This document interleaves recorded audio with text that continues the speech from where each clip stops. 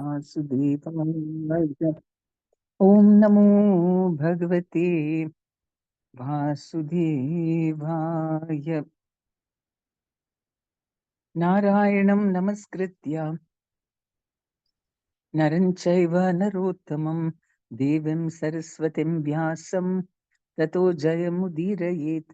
नष्टप्रायेषु अभद्रेषु नित्यं भागवत सेवया भगवती उत्तमश्लोके भक्तिर्भवति नैस्तिकी। मुखं करोति वाचालं पङ्गुं लङ्घयते गिरिं यत्कृपातमहं वन्दे श्रीगुरुं दीनतारिणं परमानन्दमाधवं श्रीचैतन्य ईश्वरम्। ॐ ज्ञानतिमिरस्य ज्ञानजानशालाकया चक्षुरुन्मिलितं येन तस्मै श्रीगुरुवे नमः। नमो विष्णुपदाय कृष्णप्रेष्ठाय भूतले श्रीमते जयपताक स्वामिनिति नाम्नि नमाचार्यपदाय निताय कृपप्रदायिनि गौरकथा धामदाय नगरग्रामतारिणि नमो विष्णुपदाय कृष्णप्रेष्ठाय भूतले श्रीमते भक्तिवेदांत स्वामिनिति नाम्नि नमस्ते सारस्वती देवी गौरवाणी प्रचारिणे निर्विशेष शून्यवादी पाश्चात्य। जय श्री कृष्ण चैतन्य प्रभु नित्यानंद श्री अद्वैत गदाधर शिवासदि गौर भक्त वृंदा। हरे कृष्ण कृष्ण कृष्ण हरे हरे, हरे Ram Ram Ram Hare Hare. Shrimad Bhagavatam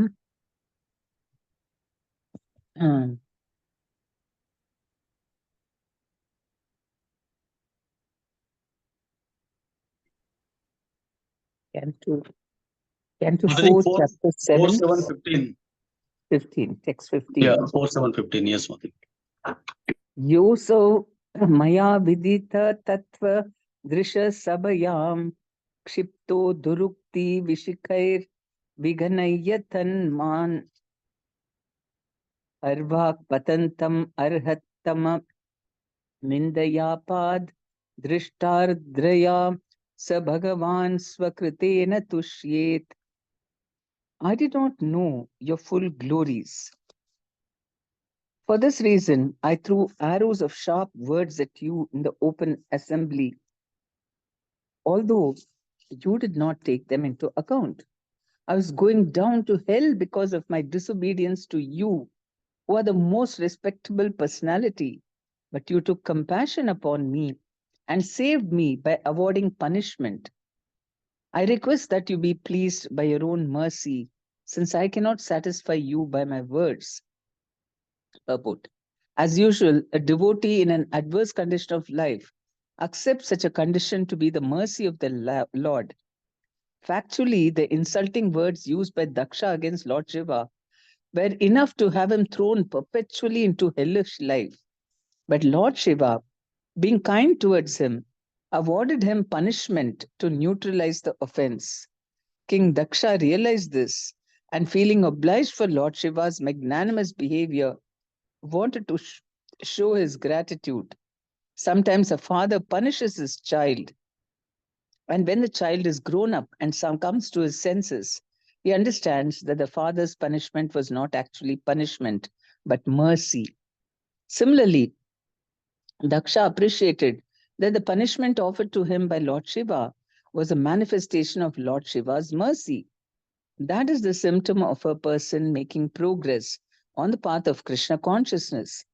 It is said that a devotee in Krishna consciousness never takes any miserable condition of life to be condemnation by the Supreme Personality of Godhead. He accepts the miserable condition to be the grace of the Lord. He thinks, I would have been punished or put into a more dangerous condition of life due to my past misdeeds, but the Lord has protected me. Thus I have received only a little punishment as token execution of the law of karma. Thinking of his grace in that way, a devotee always surrenders to the Supreme Personality of Godhead more and more seriously and is not disturbed by such so-called punishment. In the Srimad Bhagavatam, it is mentioned that that one person, tatte anukampam, it starts like that. One who thinks that it's the mercy of the Lord and he accepts whatever difficulties come as, and continues to render devotional service. then such a person becomes Daya Bhak, means, I think we did that verse. No, it comes in which Daya Bhak means Daya Dris. Daya is forefathers. So he becomes eligible to inherit. I mean, the word is used to inherit the spiritual kingdom. He becomes liberated because I mean, nobody likes such situations.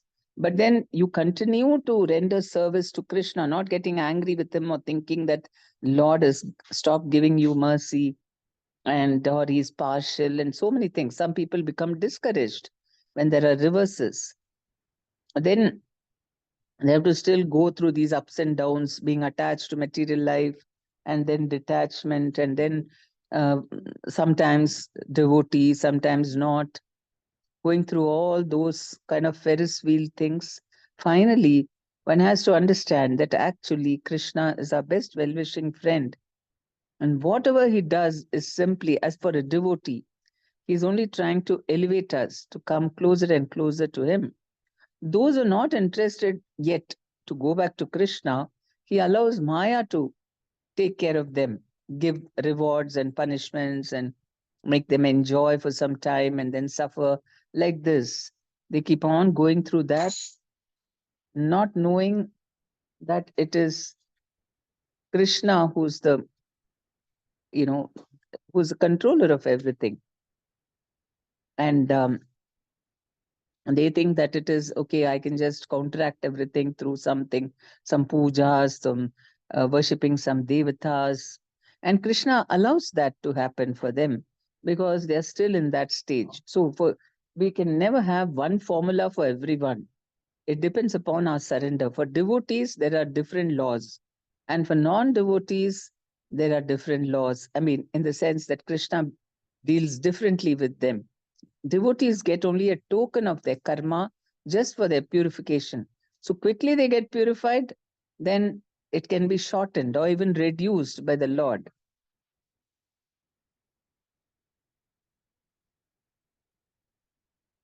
So Daksha, because he was actually is very elevated, and now, but because of his false ego, that was his anartha remaining. And so that anartha, Shiva very mercifully, I mean, imagine what a great offense it was that his head had to be chopped off. That much ahankar. Normally, people get punished for their ahankar. Some reverses, no doubt, it happens. But for Daksha, his head was chopped off. Then you can imagine what a serious offense it is. That means if he had not chopped off his head, then he would have had to rot in hell for very, very long time. And so Shiva was very kind to him. And Daksha realized that. So all this intelligence is already there in our heart. Daksha, he didn't have to, nobody told him anything. When he got nicely slapped on his, I mean, when he underwent all this misery, purification, then his intelligence started working. So it is only because we are proud that our intelligence doesn't work. People behave foolishly because of too much ahankar and material identification and trying to think, I mean, or thinking that I'm an enjoyer. That's the only thing which makes us, which takes away the knowledge from us. But the minute we repent for it, I mean, something happens and we realize our pride comes down, then automatically in humility, all knowledge manifests. So only pride is the cause of ignorance, or ignorance is the cause of pride also, vice versa.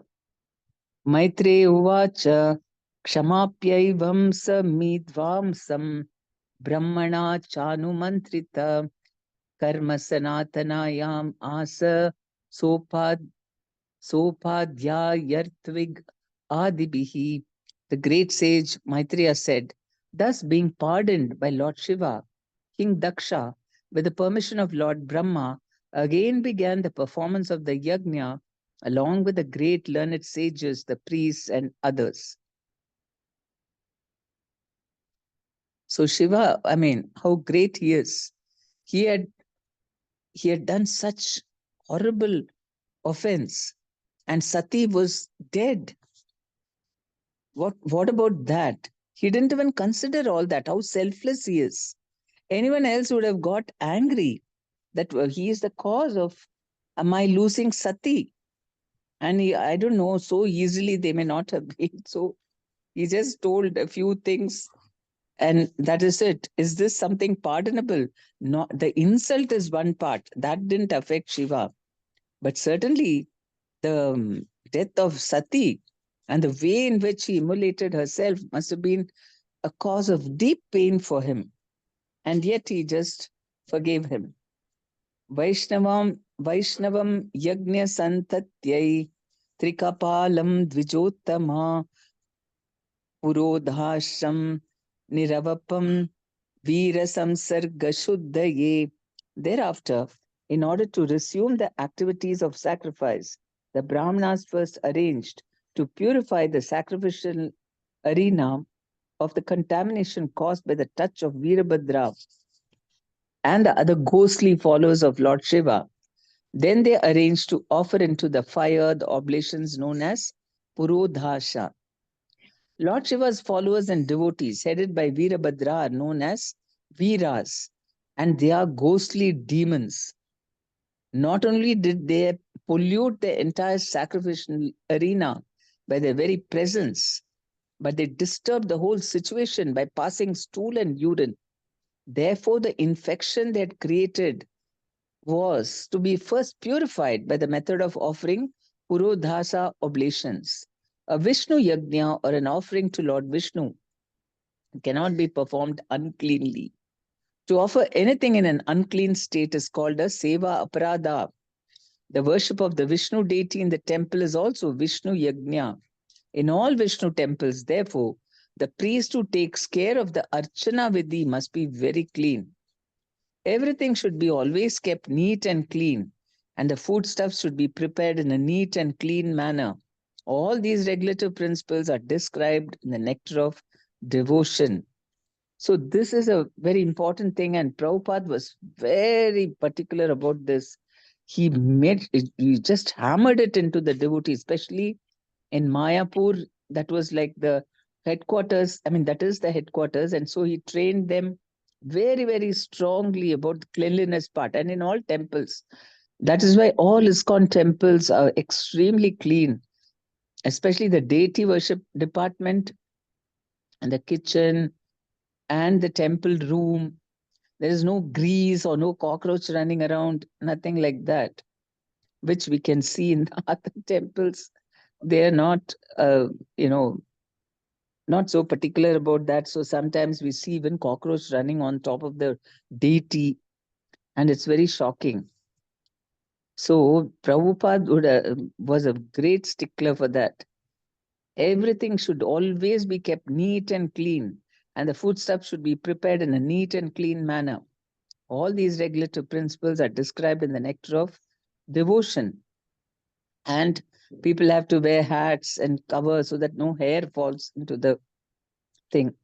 Hair we consider as a great this thing. No, I mean, cannot be consumed. We think it's been polluted if you find a hair in the food. And do you know? I don't know how true it is, but there was yesterday I saw a video in which they said that in the chocolates, all the hair from, Tirupati Balaji, so many people go and offer their hair there, and all this is sold to American confectionery companies, chocolate making companies, and they burn this hair and they make it white and powder it and use it in chocolates. Can you imagine? I don't know what kind of demonic recipe this is. So that it is, you know, all these kind of things are there. Um, all these regulative principles are described in the Nectar of Devotion. There are 32 kinds of offenses in discharging Archana service. It is required, therefore, that one be extremely careful not to be unclean. If we are always focused that I'm cooking for Krishna, then and naturally we'll keep it very, very clean. Generally, whenever any ritualistic ceremony is begun, the holy name of Lord Vishnu is first chanted in order to purify the situation. Whether one is in a pure or impure condition, internally or externally, if one chants or even remembers the holy name of the Supreme Personality of Godhead Vishnu, one immediately becomes purified. So that's what apavitro pavitro va sarvan avastha gato api va yasmaret pundarikaksham bahyat antaro yantar suchihi. Sri Vishnu, Sri Vishnu, Sri Vishnu. We say that when we are doing the, before the any yajna and all that. So just by remembering Krishna's names, it purifies internally and externally. That's why when we are traveling, say overnight, and we're not able to bathe, if you chant Hare Krishna, then it's like a bath. Then, after doing your round, so you can even chant Gayatri mantra.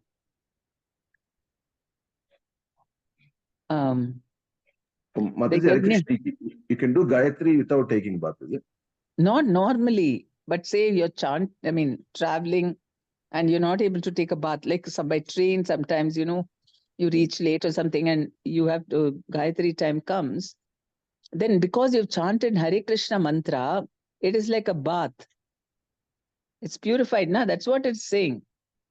Any situation, whether one is in a pure or impure condition, internally or externally, if one chants or even remembers the holy name of the Supreme Personality of Godhead Vishnu, one immediately becomes purified. So if you finish your 16 rounds, then you can chant Gayatri Mantra. Thank you, The Yajna arena was desecrated by the presence of Lord Shiva's followers, headed by Veerabhadra, and therefore the entire arena had to be sanctified. I'm not saying it. I heard from source authority that you can chant. We found out that's saying. But I'm just saying as proof that if you just chant the holy name, that is the real bath. Some people take nice bath, but they don't cleanse every morning unless we chant. We're not purified. Although Lord Shiva was present and is all auspicious, it was still necessary to sanctify the place because his followers had broken into the arena and committed so many obnoxious acts.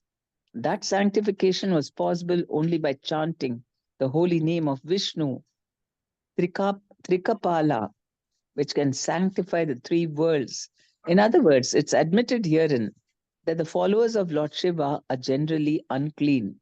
They're not even very hygienic. They do not take baths regularly. They wear long hair and they smoke ganja. Persons of such irregular habits are counted amongst the ghosts. Since they were present in the sacrificial arena, the atmosphere became polluted and it had to be sanctified by Trikapala oblations, which indicated the invocation of Vishnu's favor. Advaryunathad havisa yajamano vishampate diya vishuddhaya dadyau tata pradhurbhudhari. The great sage Maitreya said to Vidura, "My dear Vidura, as soon as King Daksha offered the clarified butter with Yajurveda mantras and sanctified meditation, Lord Vishnu appeared there in his original form as Narayana. Lord Vishnu is all-pervading. Any devotee who, in sanctified meditation, following the regulative principles, chants the required mantras in service and in a devotional mood, can see Vishnu. It is said in the Brahma Samhita that a devotee whose eyes are anointed with the ointment of love of Godhead can see the Supreme Personality of Godhead always within his heart. Lord Shyamasundara is so kind to his devotee. So you can understand how Daksha was actually an exalted devotee of Lord Vishnu. And even he fell victim because of his false ego to, to such great extent. You forget. I mean, Indra also became mad because of his false ego. He wanted to destroy Vrindavana and all the Vrajavasis, including Krishna. So you can see how horrible false ego is, and we should remain far, far away from it. We see so many nice projects. I'm talking of devotional projects, even not functioning properly, or people leaving and going, they don't cooperate. So many things happen because of false ego. Where we should be is the minute we feel some anger, we should ask, why am I getting angry? What is the cause? Is it false ego? Then drop it. Better not to have any false ego. Never indulge false ego, because it's such a destructive thing. Lord Vishnu is all pervading. And what is the result? What is the reward we get for destroying false ego and not taking it? We get Vishnu. Daksha, Vishnu did not come to the yajna as long as Daksha was in a proud state and he didn't invite Shiva, and then he was nasty to Sati.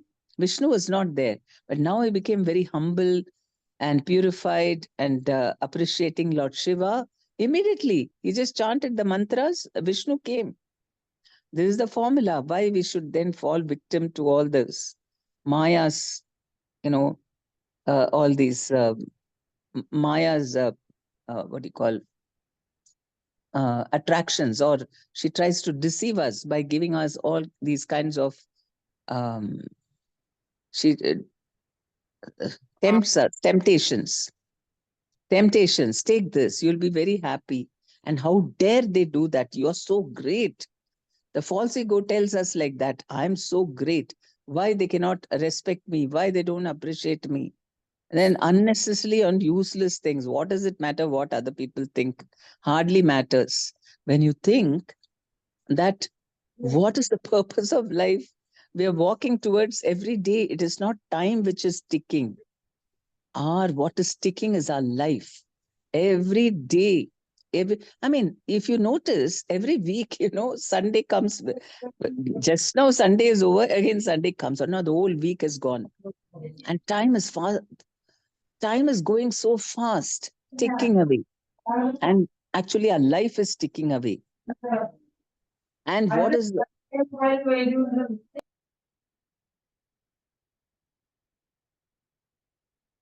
so if we are conscious of that, then we'll think of whatever is really important to us.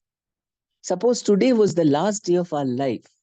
Then what would we do? Will we be talking all nonsense things, thinking of all useless things? We'll be worried now, whatever, where am I going? What should I do to make my life successful? Right? How do I? Yeah, that's what we'll be very focused, and all unnecessary things will not even enter our mind. So that is how we should always be aware that anytime death can come. And the purpose of my life, imagine, I don't want to waste my life. And then again, I take another degraded birth. That's worst. So we should stay far away from all these things and focused. What will please Krishna? That is the thing. Any activity, any work has to be done only to please Vishnu. That's all. That is our criteria. We don't consult our false ego and mind. Are you happy? Are you happy? If you're not happy, I will not do anything. I will be very bad and I'm going to destroy. So we have to only please Vishnu. And that means our false ego will be under check. If you're angry, then you can pray to Vishnu. And then, okay, now you tell me, Lord, what should I do? What's the correct thing? Sadhu, Shastra, Guru, what are they saying? What will please Vishnu? And we do that, that's it. That's the perfect. Then no chance for false ego to exert its influence. Tada prabhayate sham jyotyantya disho dasha musnam steja upanita nitas tarkshena stotra vajina Lord Narayana was seated on the shoulder of Stotra or Garuda with big wings. As soon as the Lord appeared, all directions were illuminated, diminishing the luster of Brahma and the others present. Actually, in the meaning, it is put Stotra Vajina, that is Garuda. What does that mean? Whose wings are called Brihat and Ratantara. That is why. Okay. So actually, when Garuda flies, his wings produce Vedic chants. Maybe that's why it's called Stotra, Stotra Vajina. A description of Narayana is given in the following two shlokas. So he arrived seated on the shoulder of Stotra or Garuda with big wings. As soon as the Lord appeared, all directions were illuminated, diminishing the luster of Brahma and the others present. Shamo Hiranya Rasano Arka Kirita Jushto Nilalaka Brahmara Mandita Kundalasya Shankabja Chakras Shara Chapa Gadasi Charma Vyagrair Hiranmaya Bhujair Ivakarnikara. His complexion was blackish. His garment yellow like gold, and his helmet as dazzling as the sun. His hair was bluish, the color of black bees, and his face was decorated with earrings. His 8 hands held a conch shell, wheel, club, lotus flower, arrow, bow, shield, and sword, and they were decorated with golden ornaments such as bangles and bracelets. His whole body resembled a blossoming tree, beautifully decorated with various kinds of flowers. Purport: the face of Lord Vishnu, as described in this verse, appears like a lotus flower with bees humming over it. All of the ornaments on the body of Lord Vishnu resemble molten gold of the reddish gold color of the morning sunrise. The Lord appears just as the morning sunrise to protect the whole universal creation. His arms display different weapons, and his 8 hands are compared to the 8 petals of a lotus flower. All the weapons mentioned are for the protection of his devotees. Otherwise, why should he carry around weapons and all that? So, Krishna is so kind, he's carrying all the weapons all the time. Generally, in the 4 hands of Vishnu, there are wheel, club, conch shell, and lotus flower. These 4 symbols are seen in the 4 hands of Vishnu in different arrangements. The club and wheel are the Lord's symbols of punishment for the demons and miscreants, and the lotus flower and conch shell are used to bless the devotees. There are always 2 classes of men, the devotees and the demons.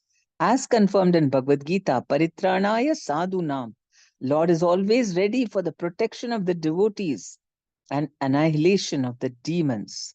There are demons and devotees in this material world, but in the spiritual world, there is no such distinction.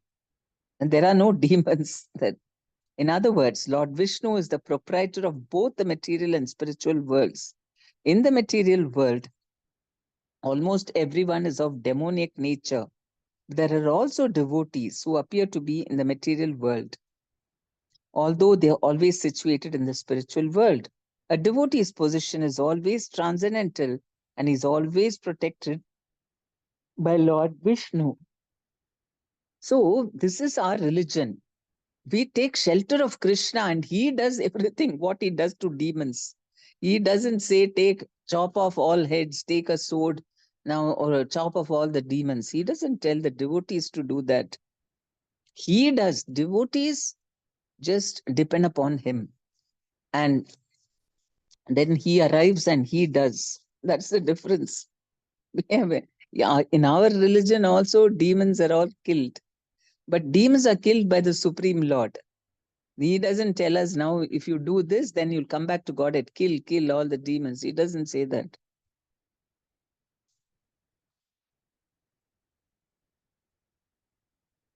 Vakshasi adishrita vadhur vanamali udara asavaloka kalaya ramayams cha vishvam parshva brahmad vyajana chamara rajahamsa shvetatha patra Shashinopari Rajyamana. Lord Vishnu looked extraordinarily beautiful because the goddess of fortune and a garland were situated on his chest. His face was beautifully decorated with a smiling attitude which can captivate the entire world, especially the devotees. Fans of white hair appeared on both sides of the Lord like white swans, and the white canopy overhead looked like the moon. The smiling face of Lord Vishnu is pleasing to the whole world. Not only devotees, but even non devotees are attracted by such a smile. This verse nicely describes how the sun, moon, eight petal lotus flower, and humming black bees were represented by the fans of hair, the overhead canopy, the moving earrings on both sides of his face, and his blackish hair. Altogether, accompanied by the conch shell, wheel, club, lotus flower, bow, arrows, shield, and sword on his hands. These presented a grand and beautiful audience for Lord Vishnu, which captivated all the demigods there, including Daksha and Lord Brahma. So you can never imagine what is the form of God. We are aware how God looks, how beautiful, what is his activities. Tam upagatam alakshya sarve suraghanadaya pranemu sahasothaya brahmendra tyaksha nayaka. As soon as Lord Vishnu was visible, all the demigods, Lord Brahma and Lord Shiva, the Gandharvas, and all present there immediately offered their respectful obeisances by falling down straight before him. Purport. It appears that Lord Vishnu is the supreme Lord, even of Lord Shiva and Lord Brahma. What to speak of the demigods, Gandharvas, and ordinary living entities? It is stated in a prayer, Yam Brahma Varunendra Rudra Marutaha. All the demigods worship Lord Vishnu. Similarly, Dhyanavastitadgatena manasa pashyanti yam yogina. Yogis concentrate their minds on the form of Lord Vishnu. Thus, Lord Vishnu is worshipable by all demigods, all Gandharvas, and even Lord Shiva and Lord Brahma. Tad Vishnu Paramam Padam Sada Pashyanti Suraya. Vishnu is therefore the Supreme Personality of Godhead. Even though Lord Shiva was previously referred to in prayers by Lord Brahma as the Supreme, when Lord Vishnu appeared, Shiva also felt prostrated before him to offer respectful obeisances. So many places in Srimad Bhagavatam, all these are proofs for those who think the Devatas are the supreme. That also they have come to the conclusion because the Lord only has increased their he has made them his representative because they're not ready to surrender to Vishnu. So he says in the Bhagavad Gita, I only increase their faith in the different devatas. And there are some Puranas also for each devata which say that they are the supreme. So that is why they do that. And then if they are ready, those who are ready to go to the next step, if you tell them about Lord Vishnu or about Krishna, then they're ready to accept. They said, okay, we'll chant Hare Krishna. Those who are not ready will not accept. The tongue should be, so that is why we have to begin.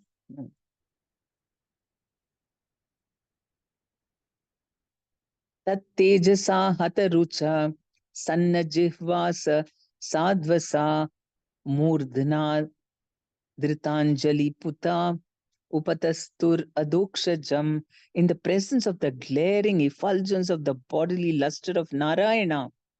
Else's luster faded away, and everyone stopped speaking. Fearful with awe and veneration, all present touched their hands to their heads and prepared to offer their prayers to the Supreme Personality of Godhead, Adokshaja. Mataji, So, Hare this, Krishna. yes. Prabhu. Mataji, there is one in the previous verse. What is it? Pants of white hair? What is pants of white hair appeared on both sides of Lord's like white Chamara, swan? Pants means Chamara. chamara pants. Okay. Ah. Oh, okay. Okay. That's there on the overhead canopy, is it? Chamara? No, Chamara is on the sides. Overhead is the canopy. Oh, chamara, somebody is fanning him. I mean, this is the text 21 Mataji is looking at. Ah. In the translation, bands of white hair appeared on both sides of Lord like white swans, and the white canopy overhead looked like the moon. Canopy looked like the moon, and both sides, people were fanning him with chamara, and it looked like swans. Okay. Sorry, Mataji. Thank you. Okay. In the presence of the glaring effulgence of the bodily luster of Narayana, everyone else's luster faded away, and everyone stopped speaking. And people like this. Devotees love to, when to humble themselves before the Lord. They don't mind. They are very happy to have the Lord, and fearful with awe and veneration, all present touched their hands to their heads and prepared to offer their prayers to the Supreme Personality of Godhead, Adokshaja. Api arbag vrittayo yasya mahitva atma bhuv adaya yatamati grinan smua kritanugraha vigraham. Although the mental scope of even demigods like Brahma was unable to comprehend the unlimited glories of the Supreme Lord, they were all able to perceive the transcendental form of the Supreme Personality of Godhead by His grace. Only by such grace could they offer their respectful prayers according to their different capacities. Purport: the Supreme Lord, the Personality of Godhead, is always unlimited, and His glories cannot be completely enumerated by anyone, even by a personality like Lord Brahma. It is said that Ananta, a direct incarnation of the Lord, has unlimited mouths, and with each mouth he has been trying to describe the glories of the Lord for an unlimited span of time. Yet the glories of the Lord remain unlimited.